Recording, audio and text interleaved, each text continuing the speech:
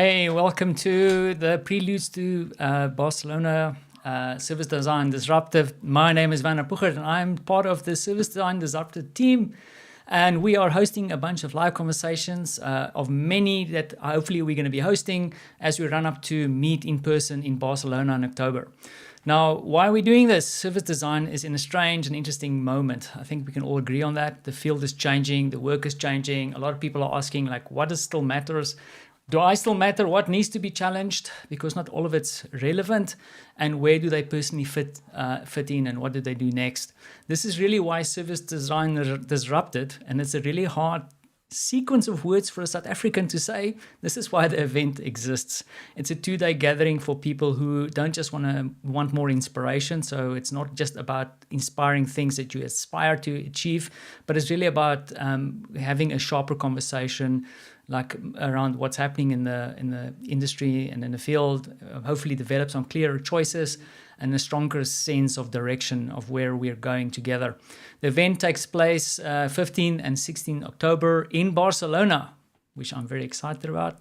And also we forget to say sometimes, and this is important, as part of the Barcelona Design Week, which brings all kinds of benefits as well. They're helping us a lot. You can find tickets and sign up for updates at sddisrupted.com.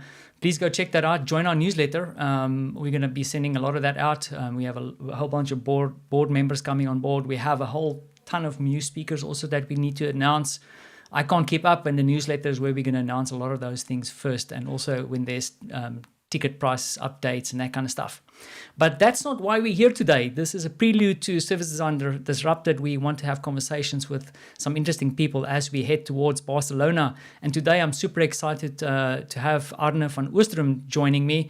He has more than 20 years of working experience in design thinking, service design, creative leadership, and learning.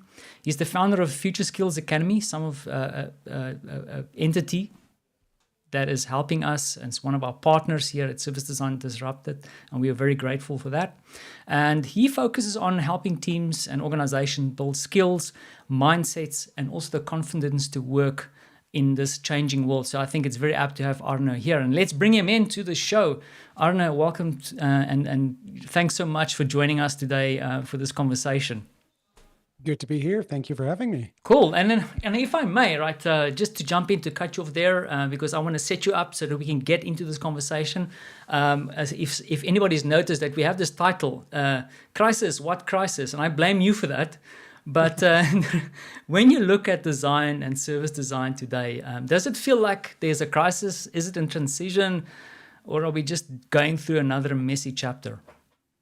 Well, it's interesting. Like I think the crisis, what crisis came up as an image in my head, really, because it's a record by Supertramp, right? And you see this sunbathing person sitting in the middle of this, this chaos in this kind of doomsday scenario, and so it kind of represents to me this feeling of, you can be like in your own little bubble and everybody is really happy. So say service design, for instance, and everybody's talking service design and happy doing service design. And then the outside world, outside of your bubble, actually really changed. You haven't really noticed it. So that's one angle you can kind of take on that. The other is that, to your question, are we in a crisis? And I think we are in a crisis. I'm not sure if you could say service design is in a crisis. We're part of it. I mean, we are part of the world. So if the world is in crisis, everyone's in crisis. Business is in crisis.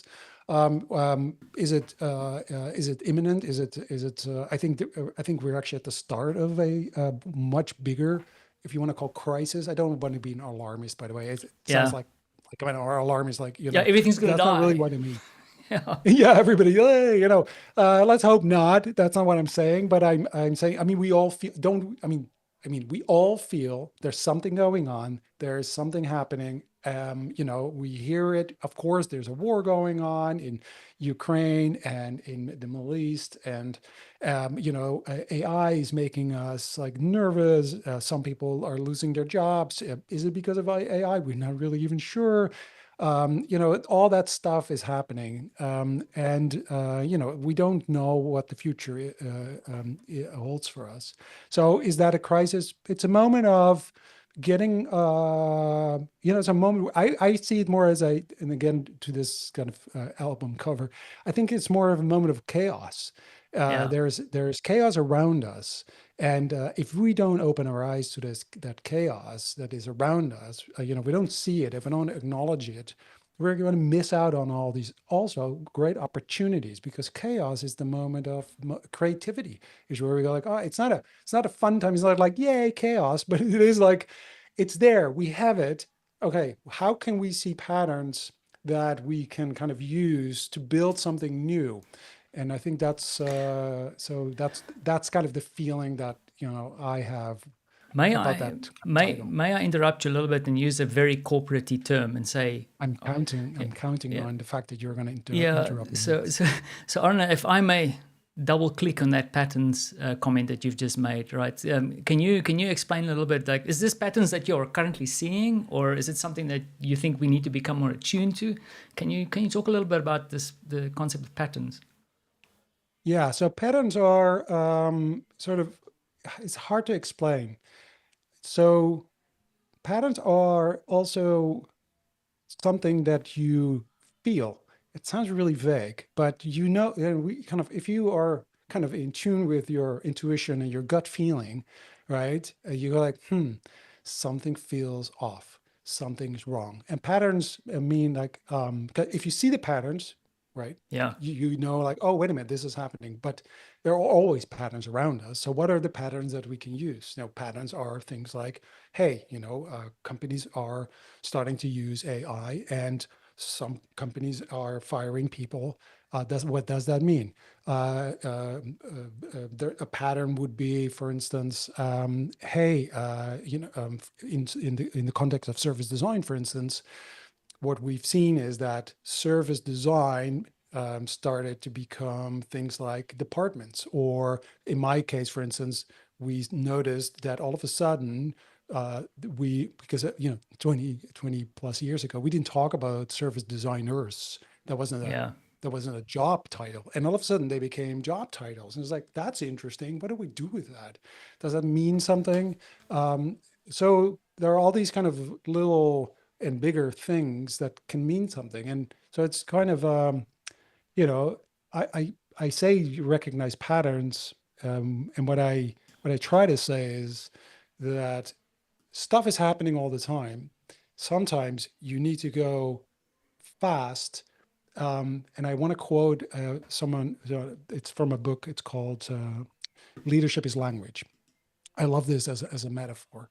So in the book Leadership is Language, there's this metaphor he uses where he says, if you are an open water swimmer and you want to go fast, you got to have your head down because you're going faster. If you're a competitive swimmer and in open water, have your head down because you're going faster, but you can't see where yeah, you're going.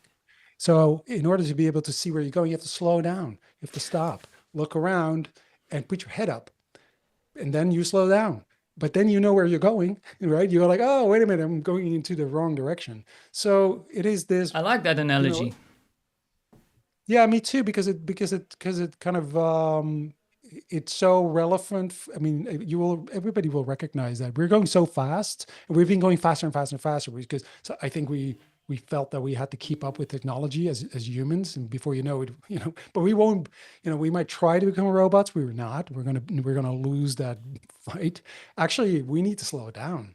And so when I say recognizing patterns is slow down, see where you're supposed to be going, right? Where are Yeah, you going? Is that and in strategy, for instance, there's a whole conversation around emergent strategy, right? So Roger Martin is one of those people who talks about this, where this idea of a strategy right now. I mean, can you come up with a strategy for your business the next, say, 4 years, 5 years? I don't think so. We don't even know what's going to happen tomorrow because they're going to be new, whatever, Claude or OpenAI version of something, and everybody goes, "Oh wow!" And now everything changes or whatever.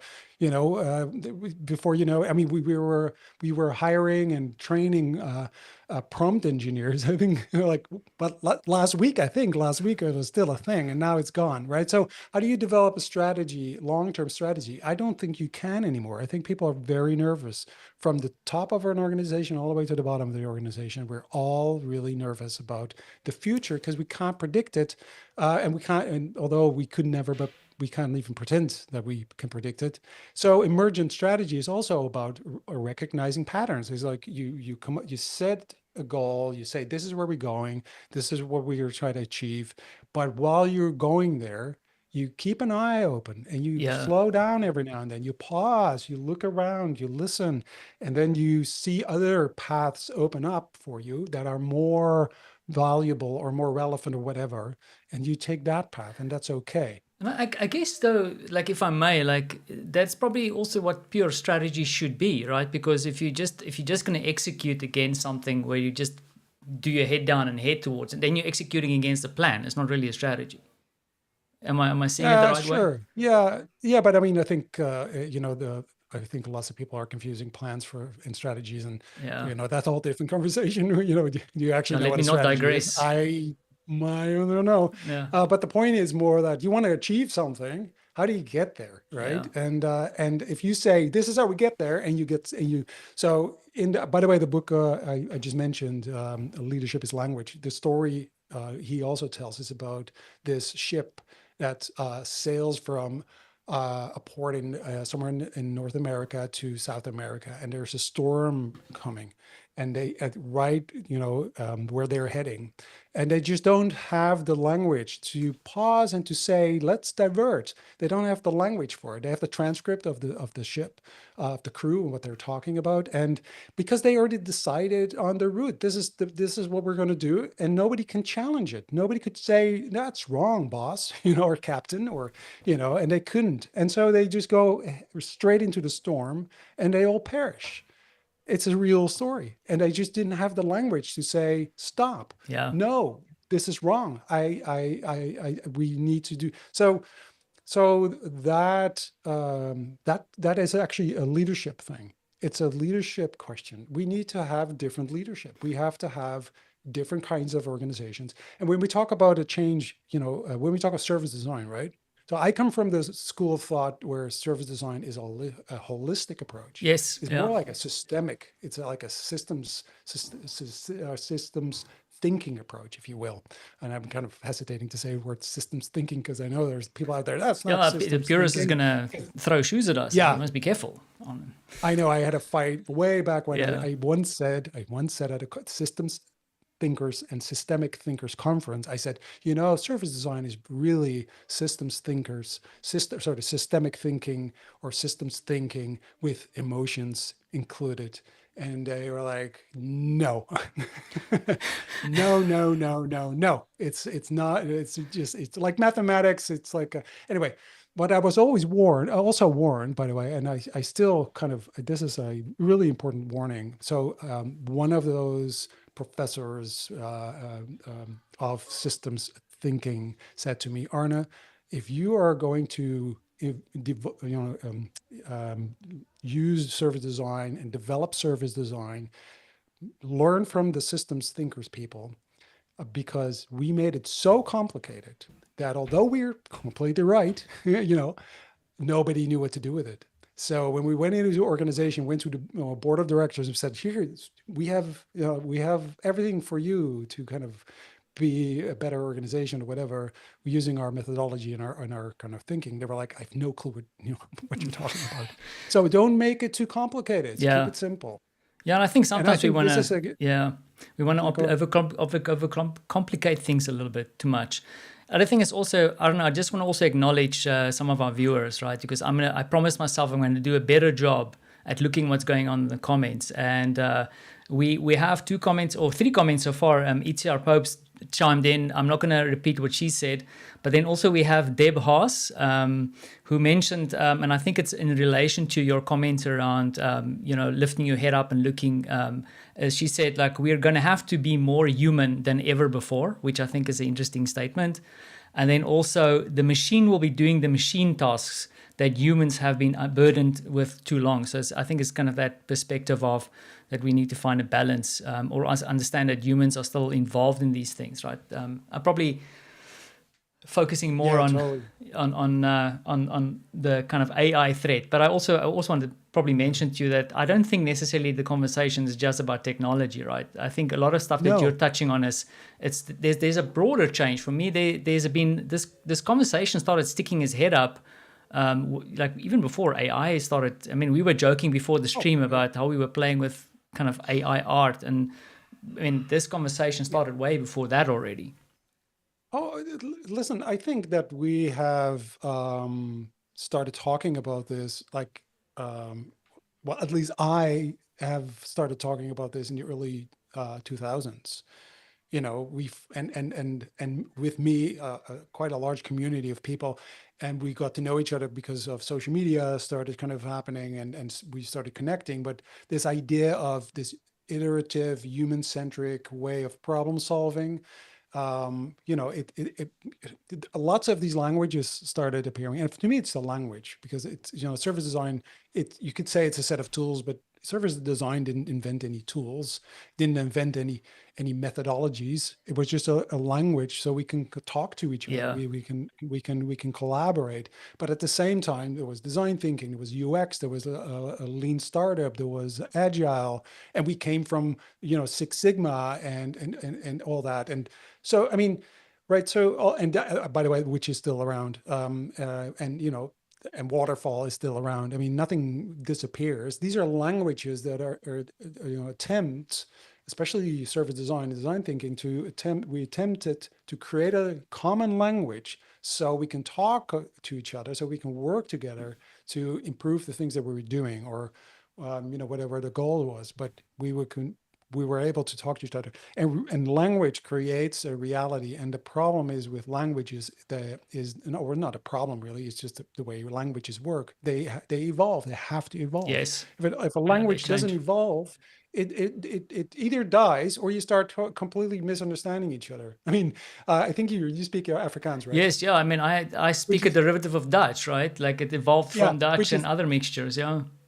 Which is such a great example of how, you know, if you separate languages, they will evolve differently. And I can still understand quite a lot of Afrikaans. Ons kan lekker saam praat. Dis heel gezellig, jy weet. Ja, dat is heel goed. Ja, dat is heel leuk. Heel leuk om te doen. Yeah, so we could, I mean, we could understand each other, but you already feel there's like a, you know, we're growing, you know, into different directions. And I think that is the danger of languages if you don't keep talking to each other. If you don't, so for instance, I was part of the sort of within service design, we also had sort of the service dominant logic people, which I think is a better language than the service design language.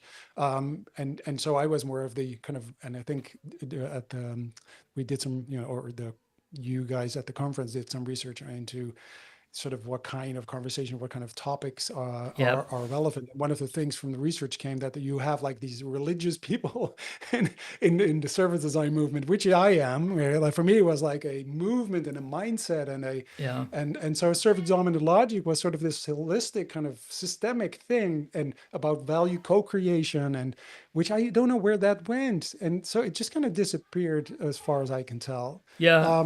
Anyway, but again, that was an attempt for a language. Yeah, and if I may, like I'm cutting off again, and because I want to share something with you, and I promised myself I'm not going to talk so much because the thing is, I speak to people like you, I get excited and I'll waffle on. But I wanted to share something new because you were talking about these language things, and I can reflect on that because, for example, moving to Switzerland and you have Swiss German and German. And when you speak it in a certain way, people go like, "Oh, we can hear he's a foreigner." I also experienced that where, for example, in Poland, if you speak Polish, there are people who are very purist around how you speak Polish, and I can appreciate it. But the way that I see it as a South African, for example, I mean, we had a very interesting history. Some of it's very sad, some of it's very positive. And I remember when I started working in a more professional environment. I mean, South Africa has 11 official languages. So when you walk into a boardroom and you have a meeting, you're going to have a guy over there who can hardly speak English. he actually speaks a different language, African language, which I don't speak. So naturally, we kind of find each other in the middle by speaking English and using different words. And if you listen to that, you go like, what the hell are these guys? Like, there is no pure language there. But the thing is, everybody from their backgrounds found this common kind of way to communicate. So what became important is not the semantics of the language, is to understand each other and to be able to work together. And I think that's what you're alluding to. Yeah, and I think I mean you can have a whole discussion about the importance of language and culture for a country and for a society for sure. But I think but and that's also all true. But the function of language is that we understand each other. That's the whole point, right? If because and we are tribal by nature. Humans are tribal, and so I would love and to me you said this service design and design thinking. I would have loved for those languages to become the common language that we spoke, Yeah. and so we could really understand each other. So the marketeers and the IT folks and the the HR people and strategists and whomever is out there, we can all speak the same language. And partly, everybody's doing journey mapping right now, and everybody talks about personas right now. And I think so. We've been successful a little bit, except that it became sort of a department and it became sort of a specialized thingy that, it's sort of like, and that, I don't know if there's any Star Trek fans out there, but for me, Star Trek, kind of the Borg kind of is like the corporate That and big it cube comes in. assimilates. Yeah, Yeah. yeah, exactly. The cube, and then it assimilates you, right? And so surface design got assimilated. It became a department, and to me, you know, um, in a company, either everyone is a service designer or no one is, because it's about a value network. It's about co-creation of value, Yeah. and you're all part of it. And so by creating that as a separate entity, you basically, you kill it really, because it becomes this odd thing. And for the special projects or the special people do stuff. Um, I think that um, I don't think so I don't want to be naive. I would love to have a common language, and right now I'm first part of a group that are teaching EDGI, which is it's also an attempt for a common language. So there's lots of these kind of attempts out there to create this common language.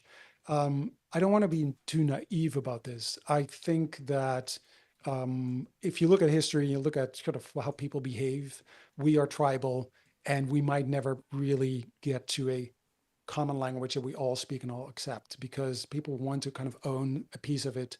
They want to productize it because because we're in this system of, you have to kind of sell stuff. And, anyway, it makes sense that it's going to be difficult to really create a one common language for business, if you will. Yeah. Because we're tribal, so I think it might be naive to even attempt that. But I would say it's the attempt, and it's the continuous conversation we have together. And this is why this conference is important.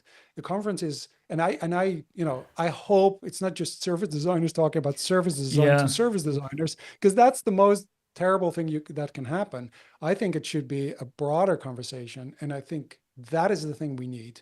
And I'll tell you, I was part of a design thinking conference uh, that was organized by the D School many years ago, and it was a wonderful conference. Um, I met amazing people, but it was a moment where I looked around and I thought, where are my service design people?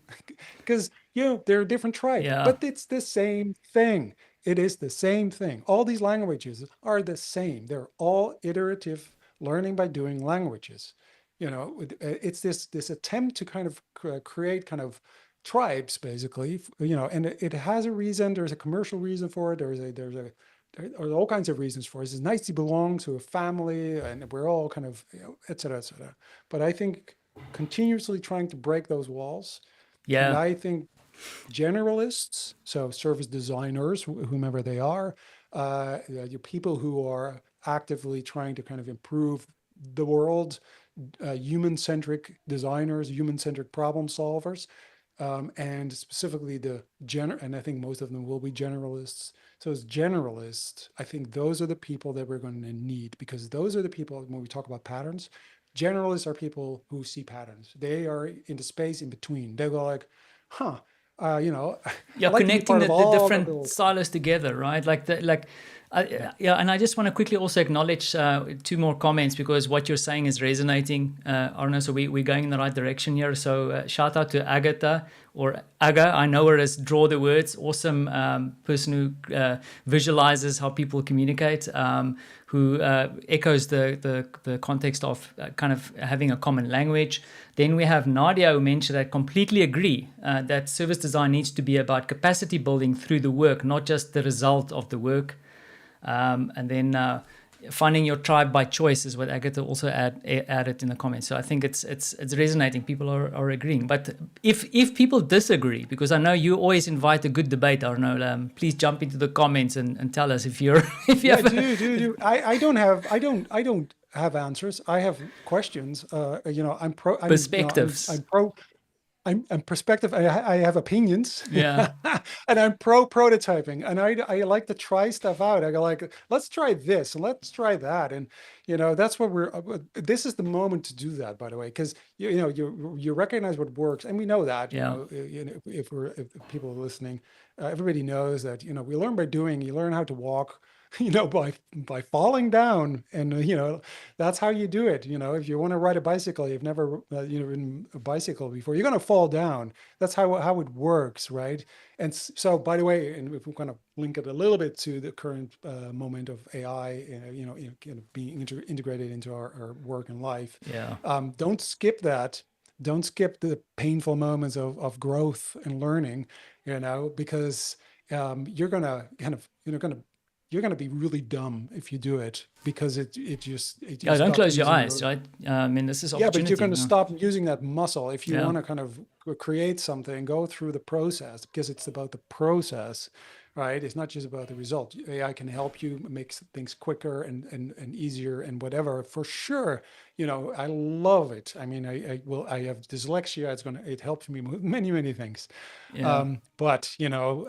So I think that so to my attempt for a language, evolving the language, I'm not saying anything about something wrong with service design or design thinking language. I use all of them, by the way, as a generalist. I don't care what you talk, what the client speaks, what the people I talk. If I have to speak lean startup, I'll talk lean startup. We mesh these things up anyway. I mean, there's no pure Yeah, language. yeah. So right, I think it's all there, but I'm using more. I'm looking at sort of what traditionally you would call soft skills. I think those are the things that we have to, so the human skills, critical thinking, Yeah. creative thinking, emotional intelligence. Those are the skills, or the things that we as humans, first of all, make us unique, are not replaceable by technology. And I think those are the things we're going to need the most, because Yes. we're going to have to kind of collaborate. People are not going anywhere, right? We're not. I don't think anybody's leaving.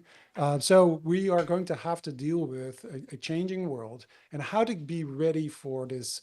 And we again, by the way, we just talked about that, but I think if you have been being trained and being kind of working in these iterative ways of working, service design thinking, what have you, you have been trained to be ready for this moment, because we're at the beginning of a big Yeah, it's of a more big true than we crisis. did. We are the Yeah. people. Yeah. We are the people that we can deal with this, right?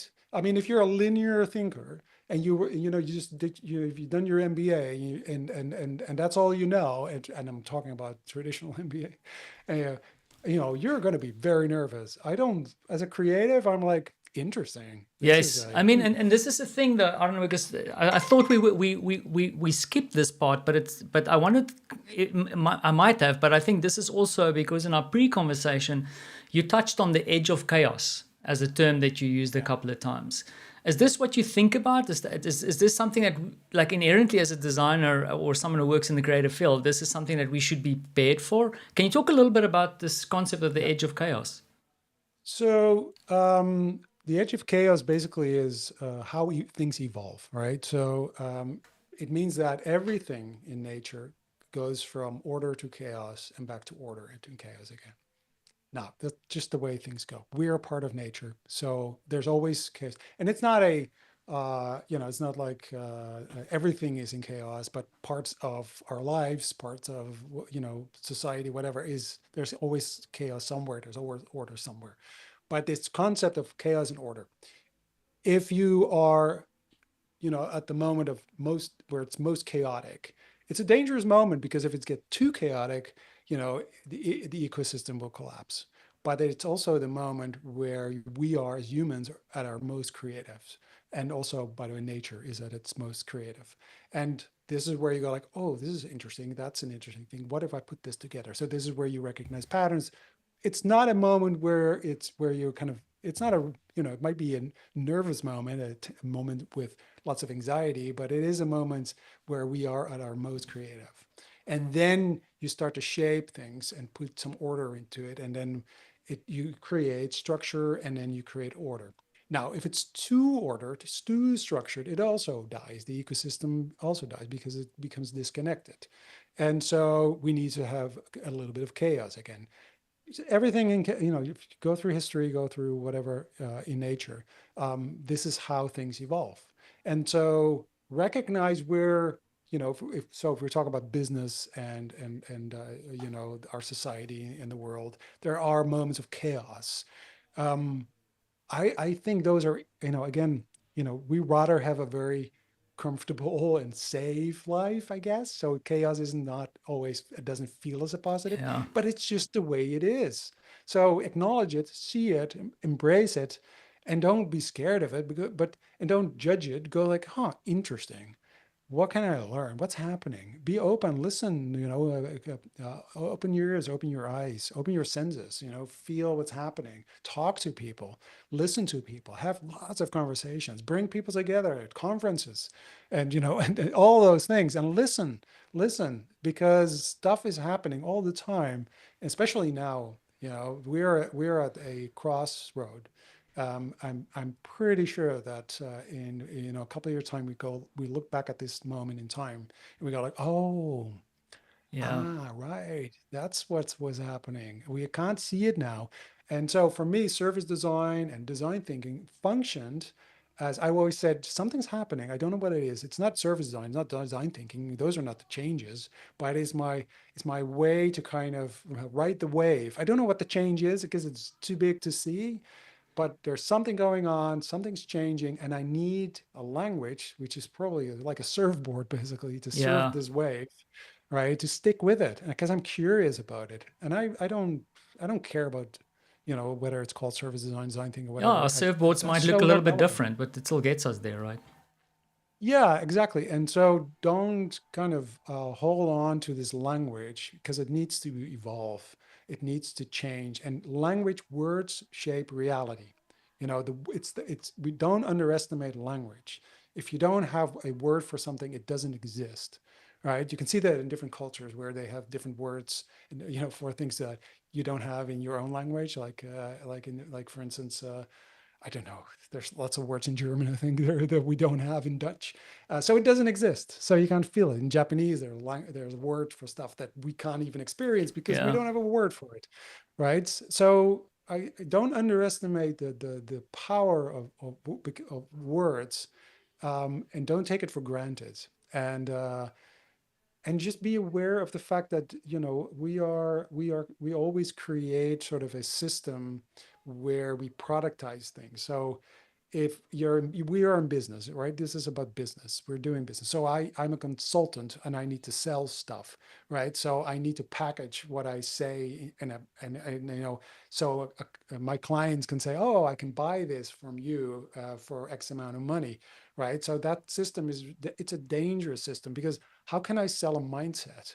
Right? It's so difficult, Yeah. right? So this is what happened a lot with design thinking, for instance, where it was supposed to be a mindset, an attitude, a behavior, a way Yeah, of and it creating yeah, space, right? So, and it became a fixed process with fixed a set of recipe tools. a recipe for success. And then Yeah, but then which if is when it nonsense. flops, we go like, "What?" Yeah, And then is that, Then oh, it's it dead. didn't work. Really? Yeah. And now it's dead. But how can something that evolves continuously because it's iterative, how Yeah. can it die? By the way, design thinking is not new. There's nothing new about it. It's been around forever and ever and ever. And you could argue, and I would, it's basically the scientific method. It's by learning by trial and error. That's what we do. That's how we learn. It's just a basic human way of learning things, right? And again, we put a language around it, and then we say, ooh, that's a new thing. And we put it in a box and we put a ribbon and we say, oh, you want to buy that for me? And then people say, yeah, I'll buy the box.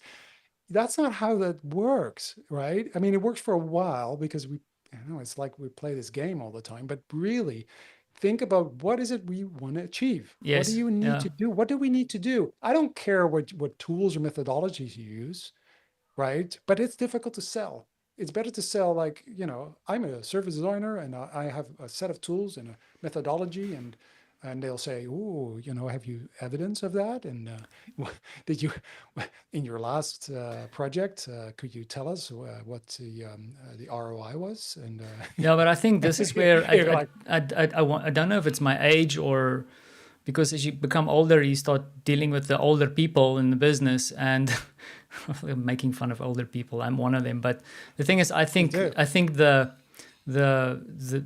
challenge that I guess one of the bigger challenges that we are facing, and sorted in my last engagement, is that there's this whole idea of ROI.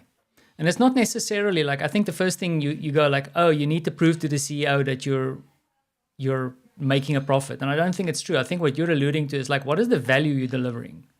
Like, can you articulate the value that you're delivering for other people in the business or helping other people succeed? And I know I haven't been very good with that in my earlier career, and now I feel very pressured to be able to articulate it if I want business in the future. We're in a cul-de-sac, right? So it's a dead end. I mean, nothing grows forever in nature, and we talked about, we're part of nature. Nothing grows forever in nature. How come we think businesses need to grow forever? It doesn't. You should be in balance. Yeah. It should be about balance with your surrounding, right? In an ecosystem, that's just the way it is. I mean, so if something needs to grow forever and ever and ever, I think we call that a cancer. And that is what is happening, but we don't see it because we somehow always tell ourselves we're not part of nature, which is so weird. Yeah, we're really standing are, outside observing it. We're not part yeah, of we're it. like, yeah, no, but and we have this shareholder value. We don't have like we talk about customer centricity and all that. There's no customer centricity in business. It's shareholder centricity. That's what we're dealing with, Yeah. right? Unless it's like a family company, right? That can be slightly different. But if you start a company now, so I'll do a prediction. That's why I'll you're make a here. prediction. Yeah. Okay. My prediction will be this. We're going to see companies are shrinking, right? They're shrinking and they won't grow back with, the same amount of employees because of AI or whatever reason they come up with, right? They won't. But what you will see is that there's going to be more and more smaller companies working together in a system, in an ecosystem. So we'll see more smaller companies, and we'll see more smaller companies that also will be run by people who kind of feel that the job, the work they do is part of their identity, and I want to do something meaningful. Now, I know there's always going to be other companies as well. There are going to be other just working for profit, and there are going to be scammers and all that for sure. But I'm just talking about normal people, Good people like you and me and the people watching yeah, this. good people. Yeah, exactly. And like, yeah, no. There's going to be more smaller companies, and I think that's a very good thing. Diversifying this because we feel this tension of being too dependent on these big companies that have too much power, and and it might feel like they have a lot of power, but maybe they don't because we can decide that they don't have it. you know, and that's the future is not it's not a set in stone. We design it, and what makes us humans so amazing is and opposed to AI can kind of do all the stuff that we do, but only the stuff we already did, right? Yeah, Trying to do that's the true. stuff we Yeah. haven't done yet, right? So, but we can, our brains are amazing. We can imagine something and we can organize accordingly, which is like weird if you think about it, because everything is a construct, right? Like countries and companies and all that. We just made it up, like the economy. We made it up, It's a right? It's story. just stuff it's a Yeah. story. It's exactly, these are stories. So we can come up with other stories. And I think you're touching something really important, storytelling. We can come up with new stories, and service design is also a beautiful story, but it needs to evolve. It needs a new We chapter. have to kind of, Yeah. it's a new chapter, exactly, and maybe it's even a new book Yeah. about service design, and we're writing it together. But just be aware of it, that is your, I think, as a, Yeah. if you want to call yourself a service designer, fine. I give up. I fought that thing for too long. If you want to call yourself that, fine. But write that book with us. Yeah. Write that. That story might be like Game of Thrones. Some of your favorite characters might die. Like it's Yeah. painful. Well, it's a little So bit more. I don't know, with this silly comment, I just want to take a quick break where I want to put my friend, my colleague Sylvia in the speaker seat, and I want the viewers to see if they know where she's speaking from. Barcelona, where service design disrupted will take place this October. I hope to see you here. Primer al cor, després la tècnica. Bye. Join the service newsletter and buy your tickets today at www.sddisrupted.com.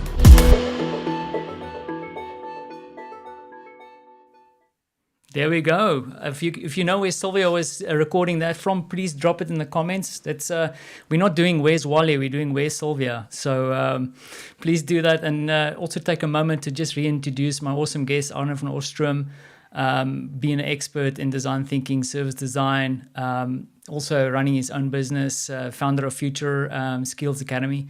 Arne, thanks again for joining me here. We've spoken about a lot of things about the story of service design. One thing that I kind of skipped over, and I think it's a natural extension of what you're talking about, is that we spoke about that everybody in the organization should be designing services. You make many statements about that, and I would invite you to talk about that again a little bit. But then also, you spoke about that we need people to kind of fill the gaps and connect the dots. And I think this translates well back to you have a very strong perspective around, or at least some good thoughts around the role of facilitation in service design. Can you unpack that a little bit? Yeah, so surface design, and I think also everybody who's kind of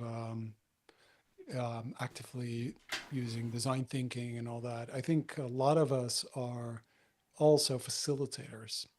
And I kind of it's such an interesting thing that, for at least for me, because when I started facilitating, this is like 2000 and I know 6 or 7. I remember that because I came from a design agency, and I would kind of get a brief from a client, and then I would work with my team to develop a proposal, what have you. And all of a sudden, I was kind of working with my customers, and they would come up with the solutions and the ideas, and I would kind of facilitate them, which I really had to get used to that, because I was like, I have so many ideas, but I can't share it with them.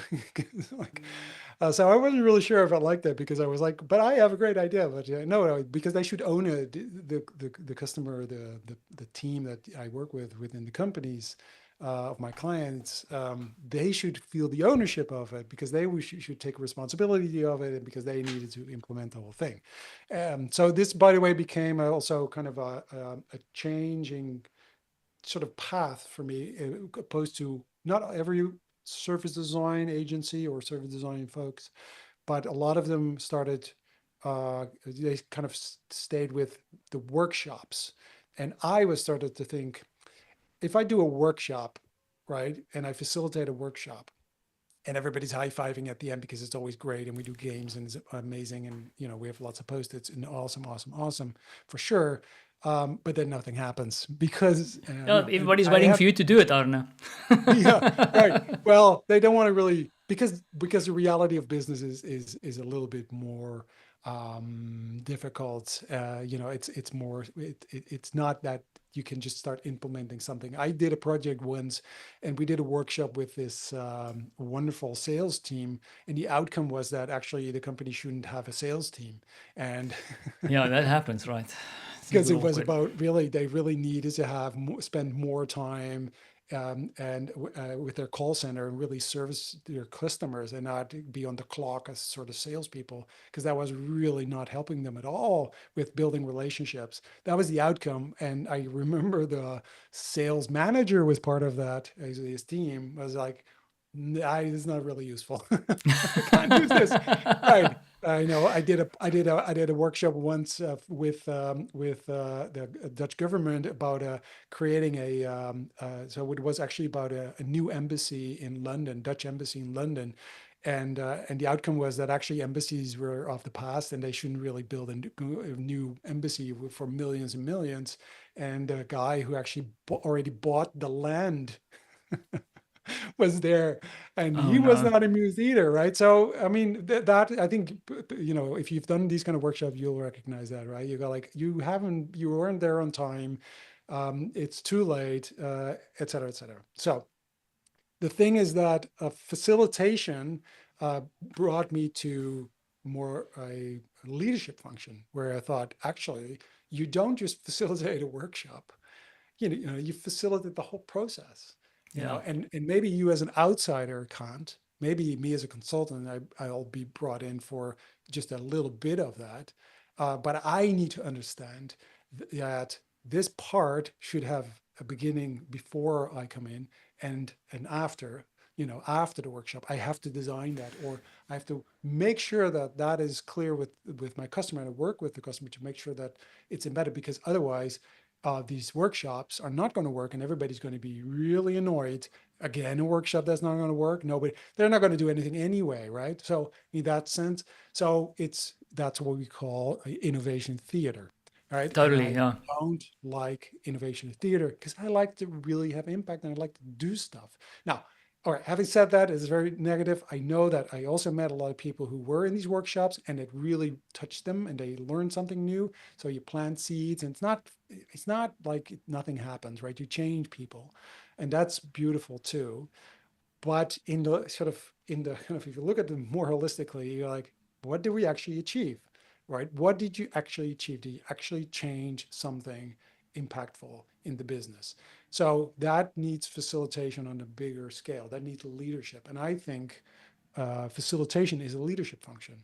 And you, as a designer or a design thinker or a service designer, or whatever you want to call yourself, you have a leadership function. Maybe you're not in the hierarchy, but you are a leader, and I would call you a creative leader, because facilitators are creative leaders. And a creative leader is someone who says, you know something, I had this option you never considered, and people go like, oh, that's it. I never thought about that. Or, you're stretching the boundaries of what people think was possible. You go like, you can go there, you can do that. So creating that safe space for people to Yeah. discover, to be creative. And I don't know a lot of companies, especially now, by the way, that have a psychological safe space for people to do things, to make mistakes, to try stuff. And you can't make mistakes, you can't learn anything new, and will never come up with anything new, Yeah. right? And so that is your job. And I think, as if you call yourself a service designer, that's your job. That's what you're supposed to be Yeah, and doing. I wonder that like the two thoughts come up as I listen to you, because one thing is I forgot about it, and as you were talking about facilitation now, there's this one definition, and I actually hate it when people define things, but here I go, is that but it just resonated with me, because for me, and I think it's true for me for the work I do, is that facilitation is not about being the superstar and designing the workshop and doing this and having people do kinds of tricks. Your job is to really remove obstacles to collaboration. You're a servant leader. It's Yeah. servant So leadership. whatever happens that stops the people in the room or wherever you are from having that collaboration and the conversation and connection and the safe space, your job is to remove that, to make sure that that happens. The other thing is also, as I listen to you, I think sometimes I've seen this, especially with younger designers, where the method, the canvas, the tool, and I'm a tool geek myself, becomes the thing.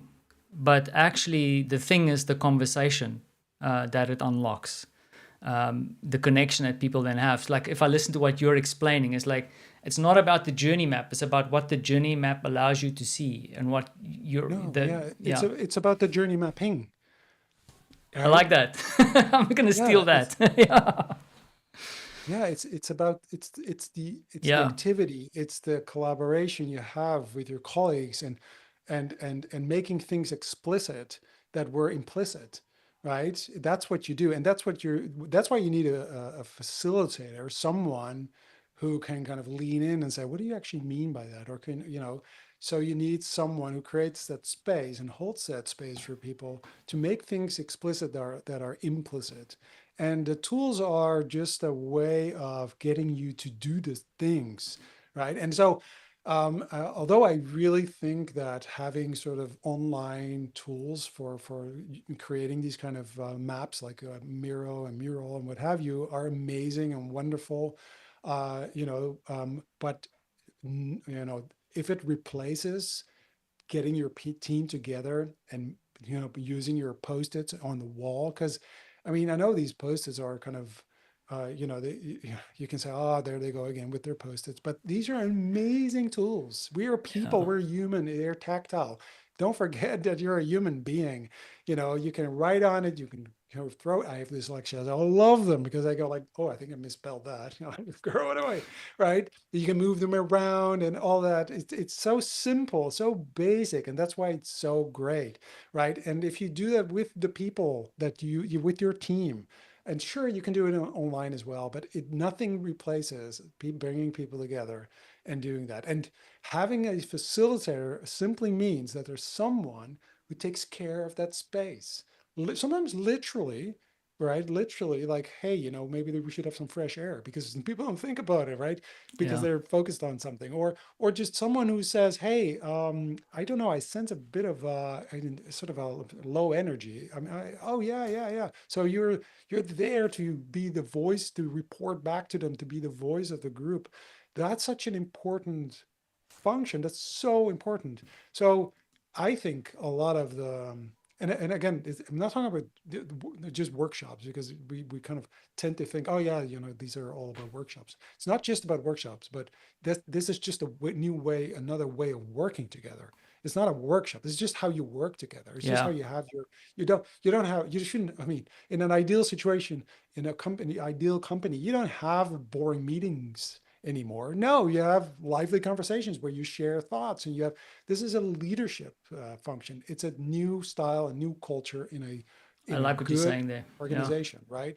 I'm not talking about separate, let's go and rent a space and have a workshop this afternoon. No, I'm talking about this is a new way of working. This is how you work all day.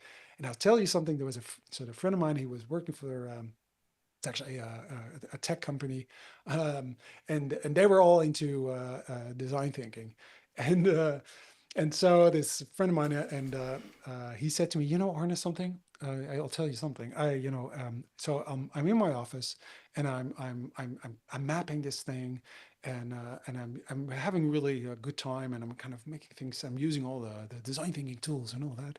And he said, I'm so afraid that my manager comes in and says, what are you doing? Get back to work. Because he says, because I'm having fun. Oh, heaven forbid, right? I feel that I'm not supposed to have fun, right? So a workshop is that little moment where you're like, finally we can have some fun. Like, no, that should be the work. That should be the work, for sure. I just want to also just echo here what Itzia added in the comments, because she said this is so important. There's no space for mistakes, learning, or safety in most companies at the moment. And I think you're just going to echo that, where sometimes I think we impose it on ourselves. Like, I don't want to shine because I'm having fun.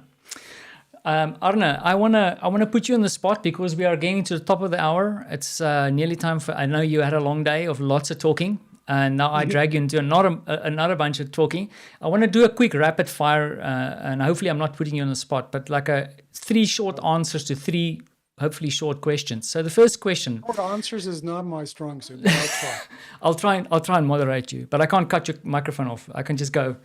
Anyway, so the first question is like, but just like from the gut, because I'm not going to hold you to this one. I'm holding you to the previous prediction for smaller companies. This one I won't. These 3. So what skills would you deepen right now?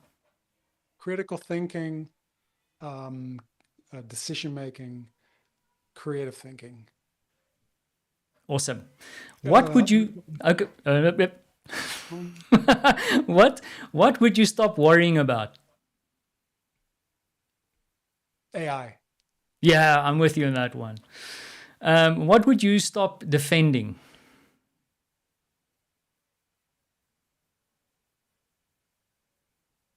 Perhaps not you personally, because I think you've spoken about it, but in general, as a service designer, what would you stop defending?